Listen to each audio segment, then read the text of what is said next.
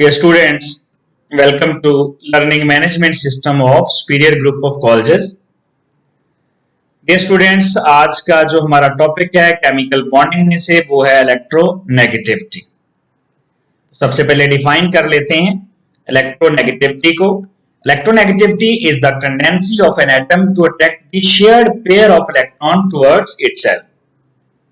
इसका कोई यूनिट नहीं होता। देखें, हमने कोवेलेंट बॉन्ड पढ़ा था। Covalent bond is formed by sharing, by mutual sharing of electron. अब दो एटम के दरमियान जो इलेक्ट्रॉन का पेयर आ जाता है, दोनों एटम उस इलेक्ट्रॉन पेयर को अपनी तरफ खींचते हैं। उनकी जो टेंडेंसी है अपनी तरफ अट्रैक्ट करने की शेयर्ड इलेक्ट्रॉन पेयर को, that is called electronegativity. To attract the shared pair of electron towards itself. इसको डिटरमिन किया था पॉलिंग ने, और सबसे ज्यादा उसने इलेक्ट्रोनेगेटिविटी की वैल्यू दी जो है हमारे पास फ्लोरीन उसको, जो कि सबसे ज्यादा 4 है। इससे ज्यादा किसी की इलेक्ट्रोनेगेटिविटी नहीं है। It is the most electronegative element.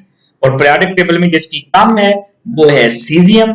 तो दोनों के दरमियान यही वजह है, हमने आयनिक बॉन्ड में पढ़ा था कि दोनों के दरमियान जो बॉन्ड बनता है 92% आयनिक करैक्टर आता है। क्यों? क्योंकि एक की इलेक्ट्रोनेगेटिविटी सबसे ज्यादा है तो दूसरे की इलेक्ट्रोपॉजिटिविटी सबसे ज्यादा है, तो दोनों के दरमियान सबसे ज्यादा आयनिक करैक्टर वाला बॉन्ड बन जाएगा। अगर हम इसके ट्रेंड्स देखें, इलेक्ट्रोनेगेटिविटी पीरियड्स में इंक्रीज करती है। क्यों? क्योंकि इफेक्टिव न्यूक्लियर चार्ज बढ़ता है। इफेक्टिव न्यूक्लियर चार्ज बढ़ने से मुराद है इलेक्ट्रॉन को न्यूक्लियस अपनी तरफ ज्यादा अट्रैक्ट करेगा और उसकी इलेक्ट्रोनेगेटिविटी बढ़ जाएगी। Across the period size small होता है, इलेक्ट्रॉन न्यूक्लियस के करीब आ जाते हैं, जिसकी वजह से न्यूक्लियस की जो पुल है, इफेक्टिव न्यूक्लियर चार्ज है, वो शेयर्ड इलेक्ट्रॉन पेयर पे बढ़ जाता है और वो अपनी तरफ खींचते हैं, उसको इलेक्ट्रोनेगेटिविटी बढ़ जाती है।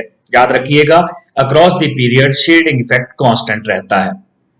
अगर हम इसके ग्रुप्स में ट्रेंड्स देख लें तो ग्रुप्स में जो हमारे पास इलेक्ट्रोनेगेटिविटी है ये ग्रुप्स में डिक्रीज कर जाती है। क्यों डिक्रीज करती है? क्योंकि ग्रुप में साइज बड़ा होता है।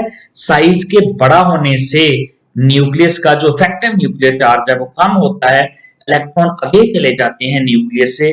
न्यूक्लियस से अवे जाने की एक और वजह शील्डिंग इफेक्ट का ज्यादा होना है, जिसकी वजह से डाउन द ग्रुप इलेक्ट्रोनेगेटिविटी बढ़ जाती है। एप्लीकेशंस क्या हैं? एक तो हमें नेचर पता चलता है बॉन्ड की। अगर इलेक्ट्रोनेगेटिविटी का डिफरेंस 1.7 से ज्यादा हो तो बॉन्ड आयनिक होगा। अगर 0.5 से 1.7 हो तो बॉन्ड कवलेंट होगा, लेकिन पोलर कवलेंट होगा। लेकिन अगर 0.5 से कम हो तो बॉन्ड कवलेंट होगा, लेकिन वो बॉन्ड नॉन पोलर कवलेंट होगा। तो 0 से 0.4 नॉन पोलर कवलेंट बॉन्ड, 0.5 से 1.7 polar covalent bond, greater than 1.7 ionic bond होगा। और अगर 1.7 हो तो हम कहते हैं 50% आयनिक है और 50% कवलेंट है। जैसा कि सोडियम क्लोराइड में 72% आयनिक और सीजियम फ्लोराइड में सबसे ज्यादा आयनिक करैक्टर होता है 92%। एक और application, bond energy, bond strength. जितना दो एटम के दरमियान इलेक्ट्रोनेगेटिविटी का डिफरेंस ज्यादा होगा उतना ही दो एटम एक दूसरे के करीब आ जाएंगे, और एक दूसरे के करीब आने की वजह से बॉन्ड की स्ट्रेंथ ज्यादा हो जाएगी और उस बॉन्ड को ब्रेक करने के लिए ज्यादा एनर्जी रिक्वायर्ड होगी।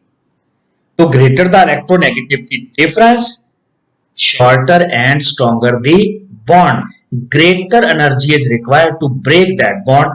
तो हमें इलेक्ट्रोनेगेटिविटी डिफरेंस से बॉन्ड की स्ट्रेंथ का भी आइडिया हो जाता है। ये था डियर स्टूडेंट्स हमारा आज का lecture. Thank you very much.